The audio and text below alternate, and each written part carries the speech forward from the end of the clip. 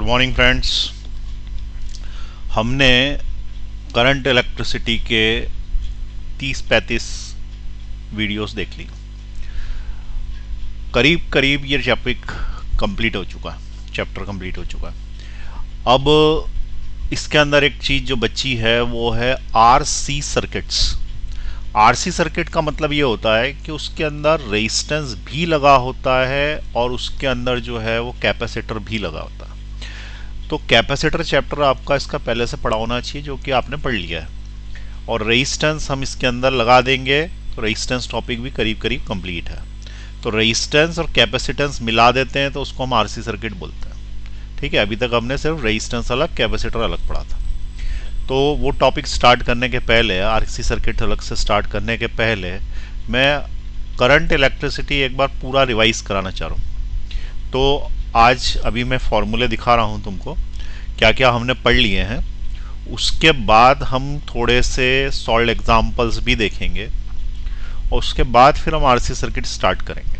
ठीक है, RC circuit complete होने के बाद ये टॉपिक रेजिस्टेंसेस कैपेसिटर्स पूरा कंप्लीट हो जाएगा। ठीक है, पुराने साल के पेपर्स सॉल्व करिए, देखिए उनको, और नए नए क्वेश्चन कुछ बनते हैं, ऐसा लगता है कि इस टाइप का नहीं पढ़ाया गया है तो मुझे भेजिए, तो मैं उसको सॉल्व करके भेजूंगा तुम लोगों को, या वीडियो बना दूंगा उसको।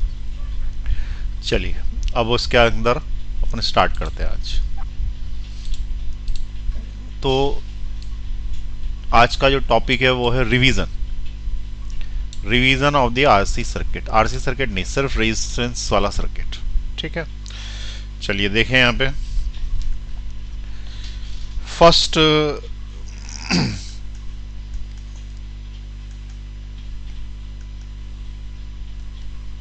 हेडिंग डाल दें, करंट इलेक्ट्रिसिटी रिवीजन। ठीक है, शॉर्ट में फॉर्मूले लिखते जाएंगे और रिवाइज कराते जाएंगे। तो यहाँ पे सबसे पहले हमने स्टार्ट किया, तो टॉपिक का जो नाम है वो क्या है, करंट इलेक्ट्रिसिटी। इंपॉर्टेंट टॉपिक है मेडिकल और आईआईटी दोनों के व्यू से, और वैसे भी करंट हमारी डेली लाइफ में भी इम्पॉर्टेंट है। ठीक है, तो करंट की डेफिनेशन क्या है? तो करंट की डेफिनेशन क्या है? It is the time rate of flow of charge through any cross section area. इसका मतलब rate of flow of charge is called current, और एवरेज करंट यदि निकालना है तो टोटल कितना चार्ज गया, यानी delta Q is the change in charge upon change in current. अब एक चीज ये ध्यान रखो, पूरी फिजिक्स में जब भी तुम्हें कोई चीज एवरेज निकालनी हो तो वो चेंज अपॉन चेंज होती है। जैसे मान लो एवरेज वेलोसिटी निकालनी हो, ठीक है, तो वेलोसिटी का फॉर्मूला हमको क्या पता है, डिस्प्लेसमेंट अपॉन टाइम। तो अगर तुम्हें एवरेज वेलोसिटी निकालनी है तो change in displacement, change in time. ठीक है, और अगर तुम्हें इंस्टेंटेनियस वेलोसिटी निकालनी है उसी समय की, तो it will be dv upon dt। dv upon dt निकालना है, ds upon dt, it will give the velocity. ठीक है, अगर तुमने dv बाई dt निकाल लिया, it will give instantaneous acceleration. और अगर तुम्हें एवरेज एक्सेलरेशन निकालना है तो change in velocity upon change in time. तो ये समझ में आती है बात, एवरेज निकालना है तो चेंज ऊपर और नीचे भी चेंज आएगा। तो इसलिए ये जो फॉर्मूला बना है ये काय का बना है भैया, एवरेज करंट का फॉर्मूला। ठीक है, अब इसी को अगर लिमिट t टेंड्स टू 0 कर दी जाए, t टेंड्स टू 0 लिमिट का मतलब ये होता है कि टाइम बहुत स्मॉल हो जाए। बहुत ही स्मॉल टाइम के लिए अगर बात करें तो हम differential calculus of q with respect to time को भी करंट बोल सकते हैं, ये इंस्टेंटेनियस करंट होगा। ठीक है, तो ये जो दूसरा फॉर्मूला बन रहा है यहाँ पे, ये वाले में इतना हिस्सा तो छोड़ दो, ये किसी काम का नहीं है। ठीक है, ये वाला हिस्सा छोड़ दो। अब इतने हिस्से को देखो, जिसको मैं कलर कर रहा हूं, बस उतना ही देखें यहां तक। तो ये वाला काय का फॉर्मूला बन गया, इंस्टेंटेनियस क्या, करंट। और ऊपर वाला फॉर्मूला काय का बन गया, एवरेज करंट। तो करंट के दो फॉर्मूला होगा, इंस्टेंटेनियस करंट और एवरेज करंट। ये पहला फॉर्मूला हो गया, ये दूसरा फॉर्मूला हो गया। तो ये करंट समझ में आ गया हमको। अब करंट है कितने प्रकार के भाई? तो there are two types of current. Unit current की क्या है तो सभी को पता है, एम्पियर यूनिट है उसकी। ठीक है, तो unit of the current is ampere. अब करंट कितने प्रकार के? तो there are two types of current. ठीक है, कितने प्रकार के करंट? तो there are two types of current. कौन कौन से करंट? पहला एसी और दूसरा डीसी। तो if the magnitude and direction of current does not very with time, magnitude और डायरेक्शन नहीं चेंज होता तो डायरेक्ट करंट कहलाता। और करंट यदि पीरियोडिक है, इसका मतलब half cycle positive half cycle negative इस तरीके से चल रहा है, यानी कि मैग्नीट्यूड चेंज हो रहा है, तो वो क्या कहलाएगा, अल्टरनेटिंग करंट हो जाएगा। तो हम क्या बोलेंगे, दो तरीके के करंट है। कौन कौन से करंट है, पहला तो है डायरेक्ट करंट, और दूसरा नंबर पे कौन सा है, अल्टरनेटिंग करंट। तो अगर किसी ने बोला करंट कितने प्रकार के, तो दो प्रकार के। ऐसे शॉर्ट में लिखना, पूरा पूरा नहीं लिखना, ठीक है। There are two types of current, number 1 direct current, number 2 alternating current, बस इतने ही काफ़ी है, पढ़ चुके अपन। तो there are two types of current, ये लिखा, फिर सीधे लिखा डीसी, दूसरा लिखा एसी, आगे बढ़ गए। चलिए अब आगे बढ़ रहे हैं अपन। करंट डेंसिटी, करंट डेंसिटी पे पूरा एक लेक्चर 50-60 मिनट का मैंने पढ़ा दिया है, उसमें मैंने 3 केस बताए थे। तो सबसे पहले करंट डेंसिटी जो है वो उसको क्या कैसे डिफाइन किया गया है, तो करंट डेंसिटी, हेडिंग डाल लेना, करंट डेंसिटी। ये इसमें अगर करंट निकालना है तो ये इसका formula, current is equal to I dot d s. जहाँ पे डी एस क्या है, तो डी एस ये जरूर लिखें कि D S is the area of cross section, और जहाँ पे जे करंट डेंसिटी है। अब इसको अगर छोड़ दें तो जे को अपन D I by D S भी लिख सकते हैं। अब ये तुमको समझ में आ गया होगा, ये इंस्टेंटेनियस करंट डेंसिटी है। और ये वाली कौन सी है, तो delta I by delta S अगर बोलता है तो ये एवरेज करंट डेंसिटी होगी, ठीक है ना। तो एक बार एक कंसेप्ट समझ में आ जाता है, हर जगह पे लगा सकते हैं। तो ये अपने को एक पता पड़ गया, एक इंस्टेंटेनियस हो गई, ये एवरेज हो गई, और ये वाली कौन सी हो गई, इंस्टेंटेनियस हो गई। अब ये जहाँ पे देखो जे जो है वो वेक्टर क्वांटिटी थी, अपन ने पढ़ा था कि जे जो है वो वेक्टर क्वांटिटी है, तो वेक्टर का डायरेक्शन होना चाहिए, तो इसका डायरेक्शन यहाँ से निकाला गया है। अब ये जो डायरेक्शन एन निकला है, तो n is a unit vector in the direction of the flow of current. तो जिस दिशा में करंट फ्लो हो रहा है उसी दिशा में इलेक्ट्रिक फील्ड भी होगा, और इलेक्ट्रिक फील्ड जिस दिशा में है उसी दिशा में हमने ऐसा पढ़ा था कि करंट डेंसिटी होती है। तो यहाँ पे मैं अपॉन में लिख सकता हूँ, अपॉन में लिखने से मुझे क्या पता है, पढ़ा कि direction of flow of current या इलेक्ट्रिक फील्ड के डायरेक्शन में करंट डेंसिटी का डायरेक्शन होता है, ठीक है ना। अब अगर मान लो कि उसने ऐसा बोला कि ये केस अपन ने पढ़ा था, जिस केस में एरिया वेक्टर क्या हो गया था, एरिया वेक्टर जहाँ पे था वो ऐसे चला गया था और जे इधर से थी, तो उस केस में J equal to I upon D S cos theta ये फॉर्मूला बना था, J is equal to I upon D S cos theta, ठीक है, अभी पढ़ा। दूसरा J is equal to sigma E, ये भी हमने डिराइव कर लिया था, जहाँ पे सिग्मा क्या है, conductivity of the material, and E is the electric field across the conduct ends of the conductor. तो ये भी इसके दो फॉर्मूले हैं। तो ये करंट डेंसिटी का अंदर हमें इतनी चीज़ें याद रखनी है, 3 केस याद रखने हैं और ये फॉर्मूले याद रखने हैं। चलिए अब आगे बढ़ रहे हैं, मैं आगे बढ़ रहा हूँ, जिसको रोक के फॉर्मूले लिखने हैं वो लिख सकता है, और नहीं है याद है बहुत ही अच्छी बात है, तो अपन आगे बढ़ जाएं। अच्छा याद है तो कब तक याद है ये भी ध्यान रखें। ऐसा होता है कि अभी अभी पढ़ाया है तो याद है, और मान लो कि थोड़े समय के बाद जो है वो भूल भाल गए, तो इसलिए क्या करें, लिख लें उसको, ठीक है ना। जहाँ तक संभव हो एक कॉपी बनाएं फॉर्मूले की, और उसके अंदर सब नोट करते जाएं और याद भी करते रहें फॉर्मूले को। चलिए आगे बढ़ा रहे हैं। करंट डेंसिटी हो गया। अब इलेक्ट्रिक सर्किट्स, तो इलेक्ट्रिक सर्किट्स में there are 3 types of things which we can use. तो इलेक्ट्रिकल सर्किट जो रहती है उसके अंदर हम 3 चीज़ें यूज़ कर सकते हैं। पहला है कैपेसिटर, जो कि तुमने पढ़ लिया। अब दूसरा है रजिस्टर, जो भी पढ़ चुके हैं अपन, फिर अपन आरसी सर्किट भी पढ़ेंगे। और तीसरे नंबर का inductor. Inductor is a coil. Inductor क्या होता है, कॉइल होती है। अब ये तीनों जो चीज़ें रहती है इनमें एनर्जी स्टोर होती है, ठीक है, एनर्जी स्टोर होती है।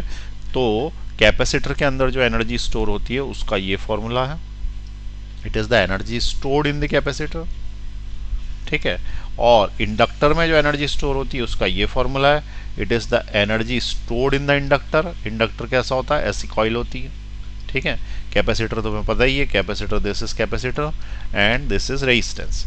अब रेजिस्टेंस जो होता है ना वो एनर्जी स्टोर नहीं करता, वो एनर्जी वेस्ट करता है। तो कितनी एनर्जी वेस्ट करता है, तो वो करता I² RT जूल्स लॉ से एनर्जी वेस्ट करता, ठीक है। तो 2 की तो स्टोर की है बात, ये स्टोर करता है कैपेसिटी, ये भी स्टोर करता है कैपेसिटी इलेक्ट्रिसिटी या एनर्जी, और ये वाला भी एनर्जी स्टोर करने की जगह ये वेस्ट कर देता है, इसको अपन बोलेंगे वेस्ट कर देता है, ठीक है। तो ये दो स्टोर करते हैं, ये एनर्जी वेस्ट करता है, ये इसका मीनिंग है। तो ये 3 फॉर्मूले तुम्हारे पास होने चाहिए। कैपेसिटर के 2 फॉर्मूले हैं, ठीक है, 3 भी कर सकते हैं इसको, इसके भी 2-3 फॉर्मूले बन सकते हैं, लेकिन एक एक याद रखने, इसके भी 2-3 फॉर्मूले बन सकते हैं, V²/R, VI वगैरह इस टाइप का, ठीक है। तो ये सर्किट्स में 3 चीज़ें लगी रहती हैं। पहले नंबर पे क्या लगा रहता है, रजिस्टर, दूसरे नंबर पे कैपेसिटर, तीसरे नंबर पे इंडक्टर। अब इसको अपने हिसाब से तुम फॉर्मूले की कॉपी में बनाओ, ठीक है ना। रजिस्टर लिखो तो रजिस्टर के आगे ये लिख लो, आ रही बात समझ में कैसे बोल रहा हूँ मैं। रजिस्टर लिखा उसके आगे ये लिख लिया, कैपेसिटर लिखा तो उसके आगे ये लिख लिया फॉर्मूला, और लिख लिया कि स्टोर करता है। इंडक्टर लिखा तो उसमें भी स्टोर लिख दिया, और ये वाला जो है वेस्ट करता है तो ये वेस्ट लिख दिया उसके आगे। तो समझ में आ गया इलेक्ट्रिकल सर्किट कितने प्रकार के हो सकते हैं। अब देखो कॉम्बिनेशन चल रहा है, अभी पहले मैंने सी पढ़ा दिया, अभी आर पढ़ा दिया। अब सी और आर को कंबाइन कर दूंगा तो आर सी हो जाएगा, फिर इन दोनों कंबाइन कर दूंगा तो ये हो जाएगा, फिर इसको इससे कंबाइन कर दूंगा तो ये हो जाएगा, फिर इन तीनों को एक साथ भी तो लगा सकता हूँ मैं। इस तरीके से आगे बढ़ते जाएंगे। तो अभी अपन ने एल पढ़ा नहीं है, जब इंडक्टर पढ़ेंगे तब इनको भी कंबाइन करना चालू कर देंगे, ठीक है। तो सर्किट समझ में आए कितने प्रकार के हो सकते हैं। चलिए अब उसके बाद नेक्स्ट हेडिंग देखें, ओम्स लॉ, ठीक है। मैं यहाँ पे तुम पॉज दबा सकते हो, आगे जा रहा हूँ। ओम्स लॉ देखें। ओम्स लॉ सबको पता है, V = IR थी तो वही रहेगी, बदलेगी थोड़ी कोई। तो V = IR है तो V/I = R। अब इसमें 1-2 चीज़ें बता दूं मैं तुमको। सबसे पहली चीज़, मान लो कि उसने बोला कि इधर साइड वोल्टेज है, इधर साइड करंट है, ठीक है, और ये एक ग्राफ है, ये दूसरा ग्राफ। पूछ रहा है कि रेजिस्टेंस 1 ज़्यादा है कि रेजिस्टेंस 2 ज़्यादा, ठीक है। तो उसके अंदर ये चीज़ ध्यान रखना कि इस वाले का स्लोप निकालना। स्लोप क्या होता है, तो slope is always y axis upon x axis. अब देखें यहाँ पे y एक्सिस कौन है, ये है, x एक्सिस कौन है, ये है। तो तुम्हें क्या करना, y एक्सिस के अपॉन में x एक्सिस लाना। तो y axis v, x axis i। अब मुझे बताओ कि v अपॉन i क्या चीज़ है। तो हमें ये पता ओम्स लॉ से V = IR है। इसका मतलब V अपॉन I क्या है, तो उसका आंसर है रेजिस्टेंस है। तो इसका मतलब ये रेजिस्टेंस है। तो इसका जो स्लोप है, इसका स्लोप क्या दिखाएगा तुमको, रेजिस्टेंस दिखाएगा। तो सबसे पहले इस वाले का स्लोप देखो θ1, और यहाँ से अगर एंगल निकालोगे तो ये वाला एंगल आता है θ2। इसका मतलब ये θ2 इसको कर देता हूँ क्योंकि 2 पे लिखा है, ये 1 इसको कर देता हूँ क्योंकि 1 पे लिखा है, ठीक है ना। ये θ1 हो गया। अब हम क्या बोले कि रेजिस्टेंस यदि तुम्हें 1 का निकालना, यानी इसका निकालना, तो इसके लिए तुम्हें लेना पड़ेगा tan θ1, यानी कि रेजिस्टेंस इसके प्रोपोर्शनेट होगा, और tan θ1 के प्रोपोर्शनेट होगा, इसका मतलब उसके स्लोप के प्रोपोर्शनेट है। स्लोप ही तो tan θ होता है, ठीक है, स्लोप ही tan θ होता है, सबको पता है tan θ स्लोप होता है। अब रेजिस्टेंस 2 अगर मैं ले लूँ, रेजिस्टेंस 2 ले लूँ तो it is directly proportional to tan θ2 and it is again the slope, ठीक। अब तुम खुद ही देख लो, θ1 ज़्यादा है ना θ1 कि θ2 ज़्यादा, तो θ1 ज़्यादा, इसका मतलब रेजिस्टेंस 1 ज़्यादा है। तो ये इसका आंसर सही है और ये वाला आंसर गलत, ठीक है। लेकिन अब क्या है कि तुमने ये बोला कि जिसका एंगल ज़्यादा उसका रेजिस्टेंस ज़्यादा, ऐसा रट्टा नहीं मारना, क्योंकि वहाँ पे वो चेंज करके क्वेश्चन को केस 2 बना सकता है, और केस 2 में उसको क्या करेगा कि इधर साइड करंट और इधर साइड वोल्टेज कर देगा। तो तुम क्या कर लोगे, तो उस वाले केस में यदि वो बोलेगा कि 1 और 2 में से किसका रेजिस्टेंस ज़्यादा है, तो यहाँ पे ये एंगल अलग है θ1 और ये एंगल अलग है। अब मुझे ये बताओ कि अब की बार इसका स्लोप क्या दिखा रहा होगा, तो अब की बार इसका स्लोप जो है वो रेजिस्टेंस ना दिखाते हुए क्या दिखाने लगेगा, कंडक्टेंस, क्योंकि तुमने I/V कर दिया है, उसको उल्टा कर लिया है तुमने। यहाँ पे क्या ले लिया तुमने, I ले लिया है, और I के अपॉन में यदि V ले लोगे तो कंडक्टेंस मिलेगा। इसका मतलब अब की बार स्लोप I/V दिखाएगा और I/V दिखाएगा, तो ये कंडक्टेंस दिखाएगा, ठीक है।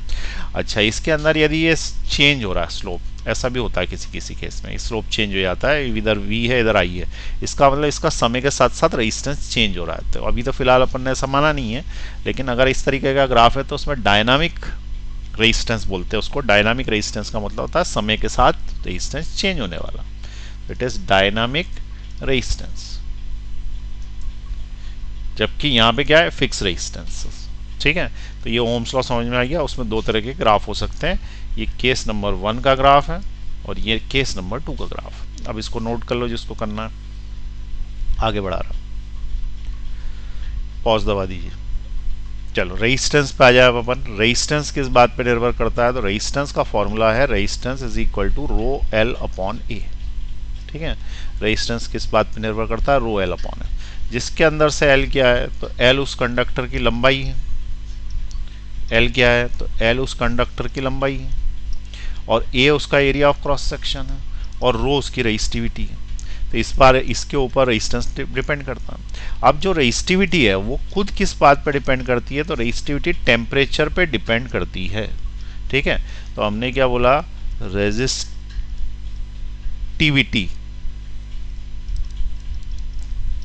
क्या फॉर्मूला है रेजिस्टिविटी का, R equal to R not 1 plus alpha T1 minus T2। इसका मतलब इट डिपेंड्स ऑन क्या, पहले नंबर पे टेम्परेचर और नंबर 2 पे मटेरियल, दोनों पर निर्भर करती है रेजिस्टिविटी। तो मटेरियल कैसा है, सोना है कि चांदी है, सबकी रेजिस्टिविटी अलग अलग होती है। एल्यूमिनियम की रेजिस्टिविटी ज़्यादा, कॉपर की थोड़ी सी कम।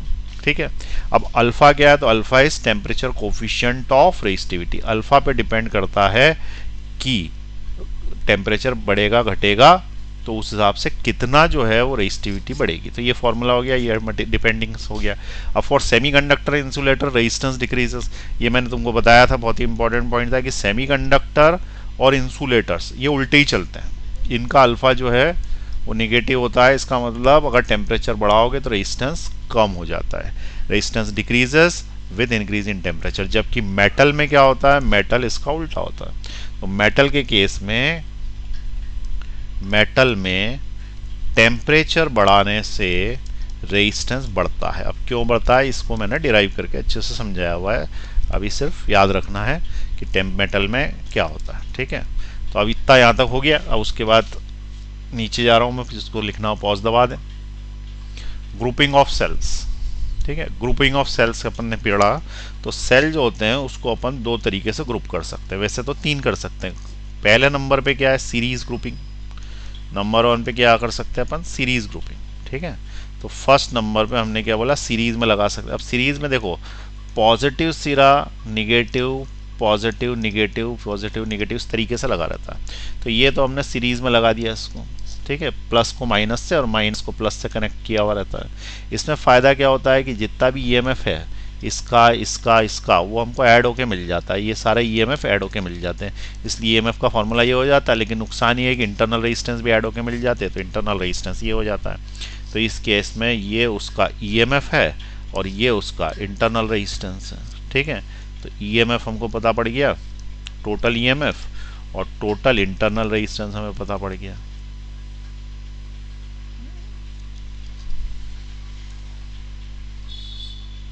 Internal resistance. ठीक है, लिख लिया यहाँ तक। अब उसके बाद देखें सेकंड नंबर पे, ये तो फर्स्ट नंबर का था सीरीज, नंबर 2 पे क्या है, पैरेलल कॉम्बिनेशन। अब पैरेलल कॉम्बिनेशन में क्या होता है कि m सेल्स यदि पैरेलल में लगे, यानी कि ये 1 लगा है, 2 लगा है, 3 लगा है, पैरेलल में लगे, तो ये कुछ भी कर ले, यदि ये सबका ईएमएफ सेम है ना, तो मिला के भी उतना ही ईएमएफ दे पाएंगे। सारी चीज़ें पढ़ा चुका हूँ, ये रिविजन लेक्चर चल रहा है इसलिए फिर से समझा रहा हूँ। तो इस वाले केस में एक अपन ने इक्विवेलेंट बैटरी मेथड पढ़ा था, तो ये वाला जो है ये पैरेलल केस में लगता है, it is equivalent battery method. अब इक्विवेलेंट बैटरी मेथड में हम क्या करते हैं कि जितनी भी बैटरीज रहती हैं उनको हटा के एक सिंगल बैटरी में कन्वर्ट कर लेते हैं, और वो जो सिंगल बैटरी है उसका ई इक्विवेलेंट ई होगा, और उसका इंटरनल रेजिस्टेंस आर मान लेंगे, और उस केस में एक एक्सटर्नल रेजिस्टेंस कैपिटल आर लगा ही रहेगा। तो ये वाला पूरा सर्किट जो बनाया हुआ है, ये वाला पूरा सर्किट इसमें कन्वर्ट हो जाएगा। ठीक है, मेरा चेहरा अड़ रहा होगा, ये वाला पूरा सर्किट इसमें कन्वर्ट हो जाएगा। तो ये जो मेथड है ये इक्विवेलेंट बैटरी मेथड है। ठीक है, तो इक्विवेलेंट बैटरी मेथड समझ में आ गया तुमको, और ये इसके दो फॉर्मूले हैं। तो ये equivalent battery method parallel combination में लगता है। ठीक, तो एक फार्मूला ये है और दूसरा फार्मूला ये है, ये याद रखना है। अब उसके बाद सीरीज एंड पैरेलल ग्रुपिंग, इसका मतलब क्या, मिक्स्ड ग्रुपिंग, जिसको मैं बोलता हूँ mixed grouping, mixed series and parallel grouping. अब mix series and parallel grouping में क्या होता है, तो हमने n सेल्स लगाए ऐसे में, ये ऐसे, और ऐसी रोज लगाई, 1 रो 2 रो 3 रो, ऐसी कितनी रोज लगाई, m रोज लगाई। तो m तो हमारी रोज थी, ठीक है, और हर रो में n सेल थे, n सेल थे हर रो में, इन ईच रो। तो कुल मिला के सेलों की संख्या कितनी हो गई, तो टोटल नंबर ऑफ सेल्स कितने हो गए, तो टोटल नंबर ऑफ सेल्स हो गए n is equal to n into m. ठीक है, अब उस केस में अगर वो बोलेगा कि ईएमएफ कितना हुआ, तो ईएमएफ तो उतना ही रहा n, और इंटरनल रेजिस्टेंस कितना हो गया, तो एक रो का इंटरनल रेजिस्टेंस हो गया एन आर, और ऐसी m रोज हैं तो उनका इंटरनल रेजिस्टेंस हो गया एन आर बाय एम। ठीक है, तो ये इंटरनल रेजिस्टेंस कितना हो गया उसका, एन आर बाय एम। अब इससे तुम्हें करंट मिल जाएगा, तो करंट होता है total EMF that is n E, और इंटरनल रेजिस्टेंस प्लस एक्सटर्नल, तो ये एक्सटर्नल है और ये टोटल इंटरनल रेजिस्टेंस, तो m n E upon m R plus n r. ये तुम्हारा मिक्स्ड ग्रुपिंग का फॉर्मूला बन गया। ठीक है, मिक्स्ड ग्रुपिंग में इतना करंट आएगा। अब वो बोलेगा मैक्सिमम करंट कब आएगा, तो उसके लिए अपन ने मैक्सिमम पावर ट्रांसफर थ्योरम भी पढ़ा हुआ है, तो उसके अंदर कैसे आएगा, तो यहाँ तक नोट कर लो पॉज दबा के। चलो नेक्स्ट में देखें, मैक्सिमम पावर ट्रांसफर कैसे थ्योरम पढ़ा था, तो उसके अंदर हमने पढ़ा था कि टोटल इंटरनल रेजिस्टेंस जो है, कंडीशन क्या है इसकी, condition for maximum current through R is total internal resistance जो है वो एक्सटर्नल रेजिस्टेंस के बराबर होना चाहिए। तो मैक्सिमम करंट कितना होगा ये अगर पूछेगा वो, तो मैक्सिमम करंट कितना होगा ये पूछेगा, तो हम उसको क्या बोल देंगे कि I is equal to I max तब आएगा, इज इक्वल टू यहाँ पर कितना हो सकता है, ऊपर कितना लिखा था देखो, यहाँ पे एम एन ई लिखा था ना, तो m n E upon m R plus n r. ये फॉर्मूले में क्या पुट करना है, कैपिटल आर की जगह n r upon m put करना है इसमें। ठीक है, तो तुमको जो है वो मिलेगा, वो मैक्सिमम करंट होगा, यहाँ पे ये पुट कर देना, तो ये इसका मैक्सिमम करंट आ जाएगा। ठीक, नोट कर लें, यहाँ तक आगे बढ़ा रहा हूँ मैं।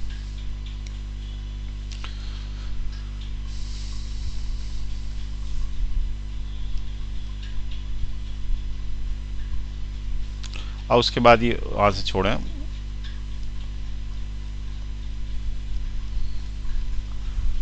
अब इसके क्वेश्चंस देखेंगे, लेकिन पहले बीच में थोड़ी थ्योरी छूट गई है, आगे पीछे हो गई है, 1 मिनट में देखता हूँ उसको। ये पोटेंशियोमीटर है, पोटेंशियोमीटर की थ्योरी मैं देख रहा हूँ, यहाँ तक नोट कर लो पहले तुम लोग। ठीक है, उसके बाद आगे देखते हैं।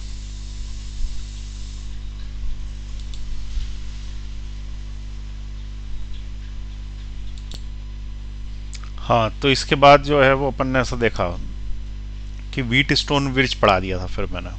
ठीक है ना, तो व्हीट स्टोन ब्रिज जो है वो बेसिकली बैलेंस्ड और अनबैलेंस्ड दो तरीके का होता है।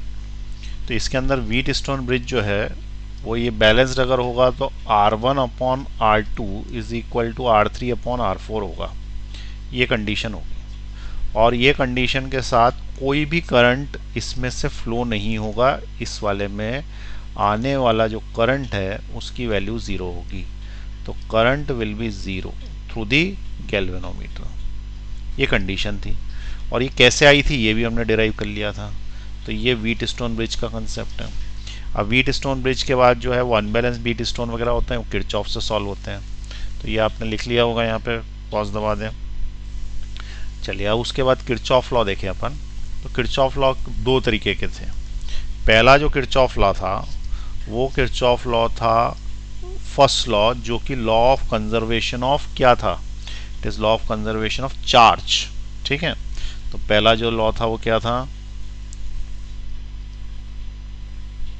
Conservation of charge. ये क्या बोलता था कि किसी जंक्शन पे जो करंट आ रहा है इनकमिंग, उसको तुमको लेना है पॉजिटिव, और जो करंट बाहर जा रहा है उसको लेना है निगेटिव, और आने वाला करंट और जाने वाले करंट का सम 0 होता है। इसलिए 3 जो पॉजिटिव लिए हैं और 3 जो निगेटिव लिए हैं वो 0 होगा। इसी को अपन किरचॉफ का फर्स्ट लॉ बोलते हैं, और ये law of conservation of charge. ठीक, चलिए फिर अपन ने दूसरा लॉ देखा, Kirchhoff's voltage law. Kirchhoff's voltage law क्या बोलता है कि समेशन ऑफ क्या, ईएमएफ। ठीक है, इसको अपन ऐसा लिख सकते हैं, summation of EMF plus summation of I R is equal to 0। ये किरचॉफ का सेकंड लॉ है। और ये किसका कंजर्वेशन है? एनर्जी का। तो it is the conservation of energy, conservation of energy.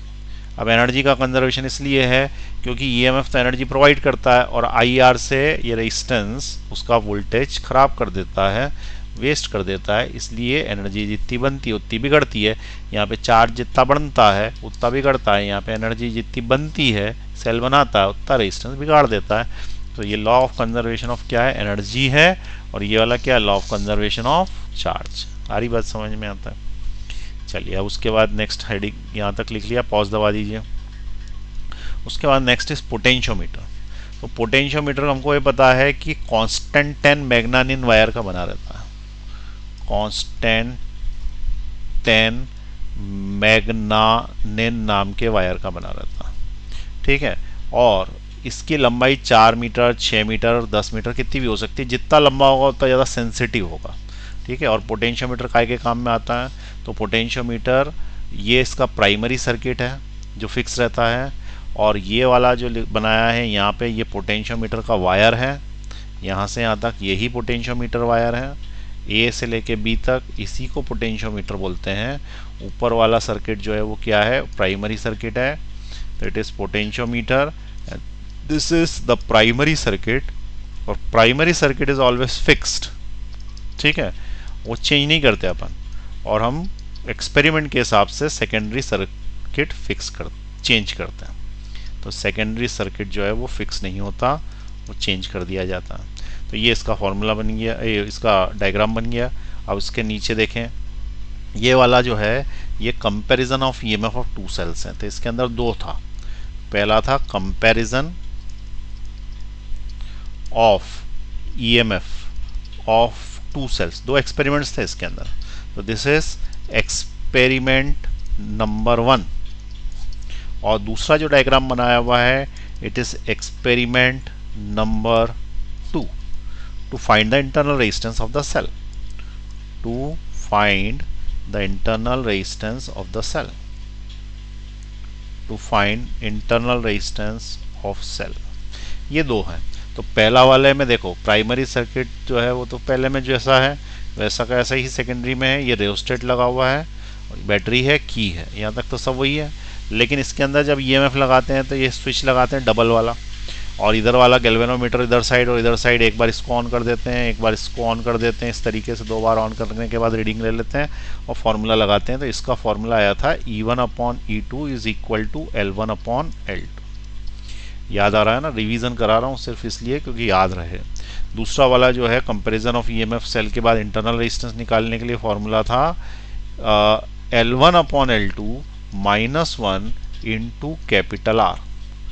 जहाँ पे जब अपन L1 निकालते हैं तो L1 निकलता है पहली बार, ठीक है, जब हमने रेजिस्टेंस बॉक्स नहीं लगाया होता, और दूसरी बार जब हमने रेजिस्टेंस बॉक्स लगा दिया होता है। तो पहली बार वाला L1 ज़्यादा होता है, तो ये वाला L1 होता है और ये वाला L2 होता है। And L1 is greater than L2, L1 is proportionate to EMF, जबकि L2 is proportionate to voltage. इससे हमको L1/L2 क्या मिला था? E/V। और इस E/V की जगह हमने L1/L2 रख के फॉर्मूला बना लिया था, ठीक है। तो ये दो हैं इसके अंदर, यहाँ तक समझ में आ गया।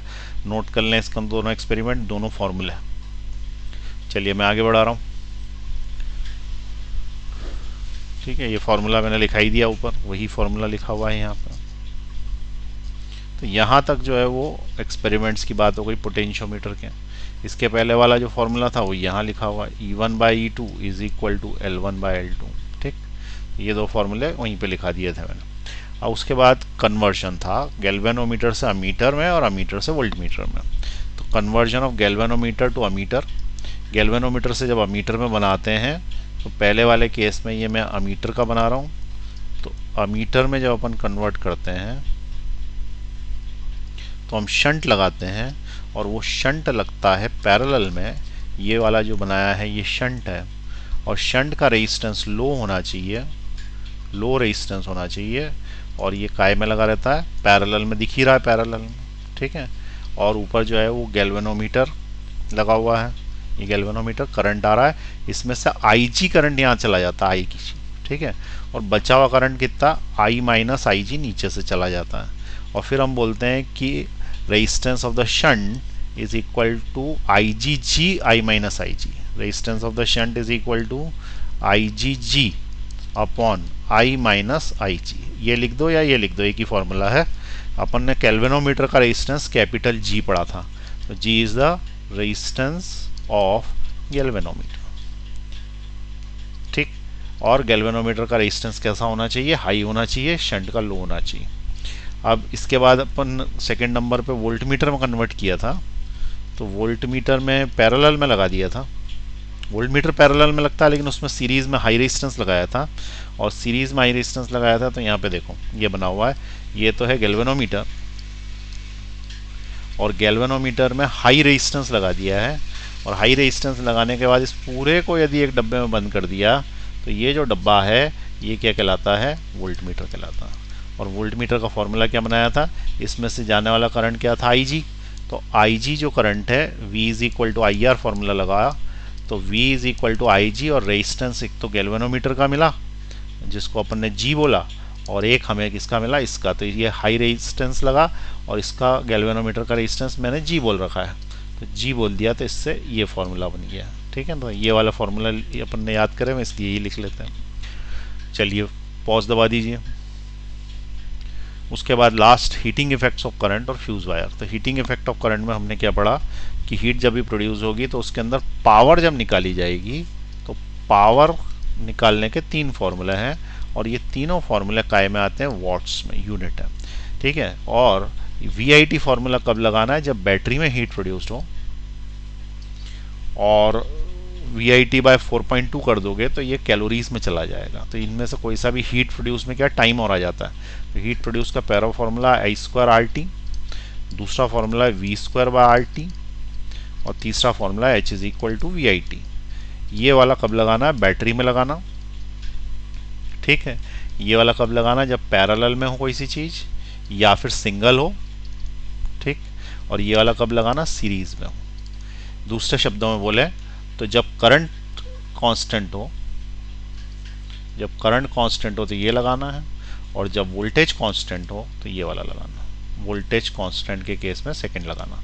तो ये फर्स्ट हो गया, ये सेकंड हो गया, ये थर्ड हो गया। इस तरीके से 3 फॉर्मूले हीट के हैं और 3 फॉर्मूले इसके पावर के हैं। ये पावर के फॉर्मूले को हीट के हो गए। फिर इसमें याद रखने वाली बात ये है कि 1 किलोवाट आवर इतने जूल्स के बराबर होता है, 3.6 10⁻6 जूल्स के बराबर होता है। और जूल को कैलोरी में कन्वर्ट करना है, तो ये जितने भी फॉर्मूले हैं इनको यदि तुम 4.18 से डिवाइड करोगे, 4.18 से डिवाइड करोगे, तो ये सारे के सारे अभी फिलहाल काय में थे, ये सारे के सारे जूल्स में थे, ठीक है ना। अब ये जूल से काय में चले जाएंगे, कैलोरी में चले आएंगे। तो ये फॉर्मूले जूल्स में है, जूल्स लॉ के नाम से याद रखना है कि फॉर्मूले जूल्स में है। 4.2 से डिवाइड करने से ये सारे फॉर्मूले काय में चले जाते हैं, कैलोरी में चले जाते हैं, ठीक है ना। तो इतना अपने को याद रखना। अब उसके बाद फ्यूज वायर था लास्ट में, तो इसको नोट कर लें, पॉज दबा दें। फ्यूज वायर में हमने क्या पढ़ा कि फ्यूज वायर को हमेशा हम सीरीज में लगाते हैं, ठीक है, याद आ रहा है, सीरीज में लगाते हैं। और हाई इलेक्ट्रिक करंट इसमें पास होता है, फ्यूज को जल्दी मेल्ट हो जाना चाहिए, इसलिए इसका मेल्टिंग पॉइंट क्या लेना चाहिए, लो मेल्टिंग पॉइंट, और रेजिस्टेंस हाई होना चाहिए, क्योंकि resistance H equal to I square RT से हीट बनती है इसके अंदर, और ये सीरीज में लगता है I स्क्वायर RT।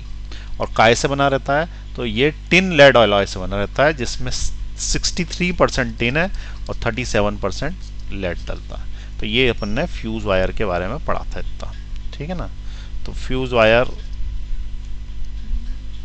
ये फॉर्मूला। दूसरी चीज एक और था कि फ्यूज वायर जो है उसके अंदर करंट जो आ रहा था वो नीचे आ रहा था रेजिस्टिविटी, और ऊपर की तरफ क्या आ रहा था, उसका फॉर्मूला था ना एक, उसके अंदर करंट किस बात पे निर्भर करता है, तो एक तो चीज़ रेजिस्टिविटी, तो रेजिस्टिविटी और कंडक्टिविटी इस वाले केस में अपन ने पढ़ा था कि रेजिस्टिविटी हाई होनी चाहिए, ठीक है। और एक इसके अंदर और फॉर्मूला यहाँ पे आया था, टेम्परेचर पे डिपेंडेंट था, मेरे को याद नहीं आ रहा, अभी देख के बताता हूँ, ठीक है, या तुम कॉपी में देख लेना। तो वो फॉर्मूला भी कभी कभी पूछ सकते हैं, रेडियस पे डिपेंड था, सॉरी। तो ये जो करंट था ये डायरेक्टली प्रोपोर्शनल था रेडियस के स्क्वायर के, ये याद रखना। और नीचे की तरफ आई करंट 1/रो आता है। ये दो फॉर्मूले भी याद रख लें तो अच्छा है, कभी कभी इस वाले पे क्वेश्चन आ जाता है। ठीक है, तो यहाँ तक अपना करंट इलेक्ट्रिसिटी का रिवीजन हुआ। ठीक है, अब इसके बाद क्वेश्चंस हैं, तो क्वेश्चंस हैं तो क्वेश्चंस करेंगे अपन। यहाँ तक नोट कर लीजिए पहले आप।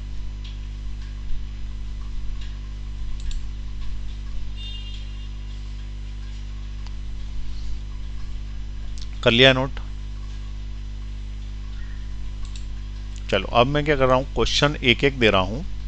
करना तुमको ये है कि पॉज दबाना है और खुद ही को सॉल्व करना। अब जैसे ये क्वेश्चन मैंने दिया है, अब यहाँ पे तुम पहले इसको सॉल्व करो। ठीक है, पॉज बटन दबाओ, ट्राई टू सॉल्व, फिर मैं इसका सॉल्यूशन बताऊंगा सीधे। ठीक है, आंसर सॉल्व करके नहीं बताऊंगा, सीधे सॉल्यूशन लिखा हुआ बताऊंगा। तो यहाँ पे आप इसको पॉज कर लीजिए।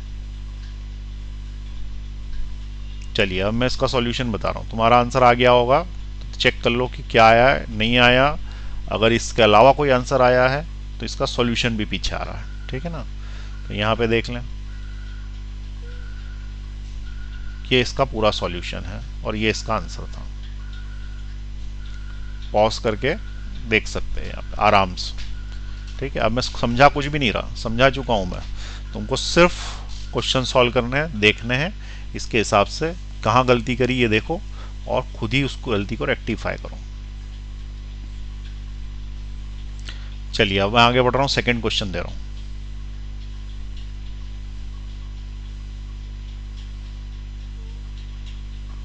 क्वेश्चन नोट कर लें और सॉल्व करने की कोशिश करें। 5 मिनट का समय है तुम्हारे पास, 5 मिनट में निकाल लीजिए उसको।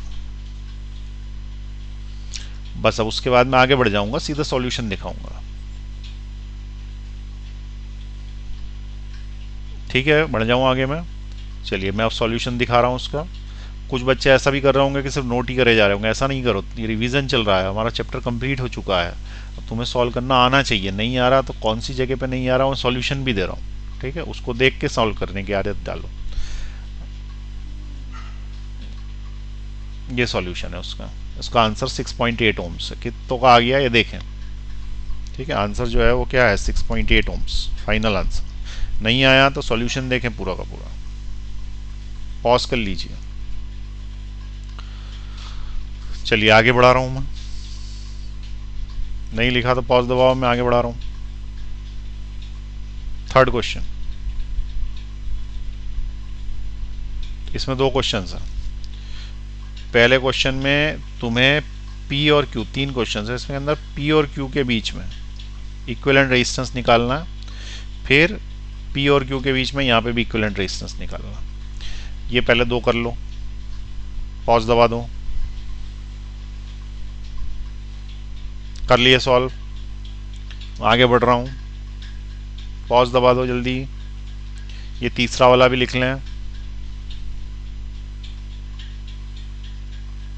चलिए तीसरा वाला भी लिख लें। और P और Q के बीच में बताएं कितना रेजिस्टेंस है। ये वाला तो मैंने क्लास में ही कराया क्वेश्चन। चलिए मैं आगे बढ़ रहा हूँ, सॉल्यूशन दिखा रहा हूँ, देखें आपका आंसर सही है कि नहीं। अभी भी कोई डाउट हो तो पॉज दबाएं, खुद सॉल्व करके देखें। तुम्हें ही परीक्षा में सॉल्व करना है, कोई भी नहीं आने वाला हो सॉल्व करने के लिए।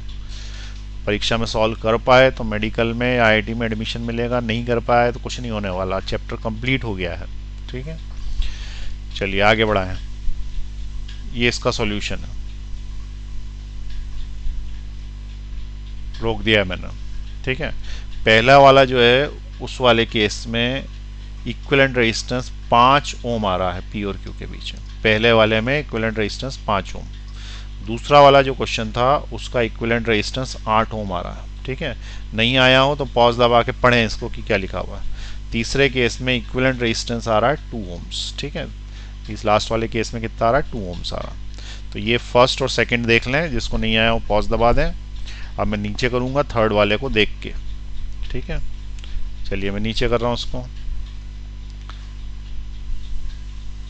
आगे बढ़ रहा हूँ। Next question, question number 4। इसके अंदर भी कैलकुलेट करना है तुम्हें इक्विवेलेंट रेजिस्टेंस P और Q के बीच में। 3 क्वेश्चन है एक के बाद एक।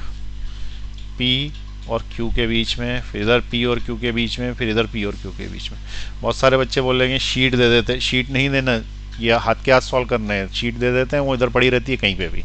यहाँ पे तुरंत वीडियो को पॉज करो, हाथ के हाथ सॉल्व करो, पता पड़ जाएगा पीछे सॉल्यूशन क्या है। अगर तुम्हारा आंसर सही आ रहा है ना, तुम सही जा रहे हो, नहीं आ रहा तो पता करो कि क्या गलती कर रहे हो उसके अंदर। ठीक है, चलिए तीनों क्वेश्चन हो गए होंगे आपके, मैं आगे बढ़ा रहा हूँ।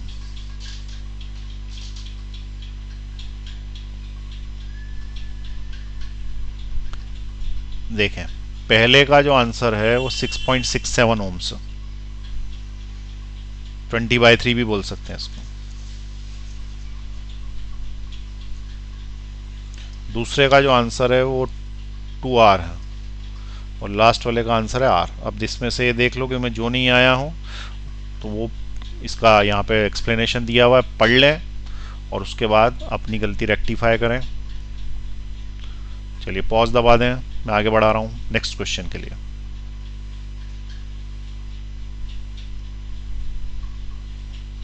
चलो नोट कर लो, पॉज दबाओ।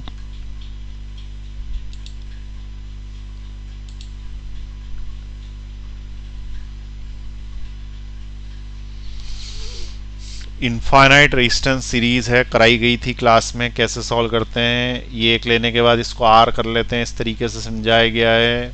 ठीक है, और उसी का एक क्वेश्चन और इसमें एक्स्ट्रा दिया हुआ है, वो दोनों आपको करने हैं। पॉज दबा दीजिए और कर लीजिए। चलिए अब मैं नीचे जा रहा हूँ आंसर बताने के लिए।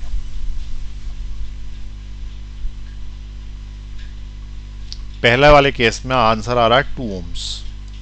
जिसको नहीं आया है, कहीं ना कहीं गड़बड़ कर रहा है वो, क्योंकि ये क्वेश्चन तो क्लास में भी कराया हुआ है, तो ये पूरा का पूरा इसका सॉल्यूशन पढ़े और उसके बाद जो है वो देखे कि क्यों नहीं आ रहा। चलिए मैं नीचे कर रहा हूं। ये इसका सेकंड का आंसर है 1.5 ओम्स।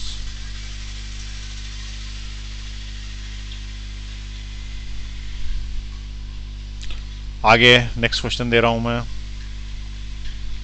ये वाला जो क्वेश्चन है तो क्लास में कराया हुआ है, स्केलेटल क्यूब का जो होता है। अब देखो ऐसे क्वेश्चन जैसे आया कि 6 ओम्स के हैं और स्केलेटल क्यूब का है, और एक कॉर्नर और दूसरे कॉर्नर के बीच में डायगोनली अपोजिट के बीच में इफेक्टिव रेजिस्टेंस निकालना है। मेरे ख्याल से सॉल्व करने की जगह अगर तुम्हें रटा हुआ है तो ज़्यादा अच्छा है, सीधे आंसर लिख सकते हो तुम यहाँ पे। और मैंने एक मेथड बताया था, उससे सॉल्व कर सकते हो। एक मेथड यहाँ पे भी दिया हुआ है, ये किरचॉफ लॉ से किया हुआ है, लेकिन अल्टीमेटली तुम कुछ भी करोगे, स्टैंडर्ड क्वेश्चन है, वहाँ पे टाइम वेस्ट करोगे। यह पूरा का पूरा तुम्हें याद रखना है। तो जो फॉर्मूले की कॉपी बनाई है उसके अंदर ये इस टाइप के सारे केसेस नोट कर लीजिए मेरे लेक्चर में से, और उसको याद रखें। ठीक है, चलिए मैं आगे बढ़ा रहा हूँ, आंसर बताता हूँ इसका। ये किरचॉफ लॉ से किया है, इसका आंसर 5 ओम्स आ रहा। ठीक है, ये तुमको याद हो तो इसका आंसर 5R/6 था। अब 5R/6 यदि किसी को याद है तो उसके लिए क्वेश्चन 1 मिनट का है, और याद नहीं है तो घंटों उलझा रहेगा। तो 5/6 में 5 का मल्टीप्लाई किया, 6 से 6 कैंसिल हो गया, तो आंसर 5 ओम्स आ गया। इतना सब स्टेप लगानी थी, ये क्वेश्चन याद होना चाहिए। चलिए मैं अब आगे बढ़ा रहा हूँ इसको। नेक्स्ट क्वेश्चन है क्वेश्चन नंबर 7।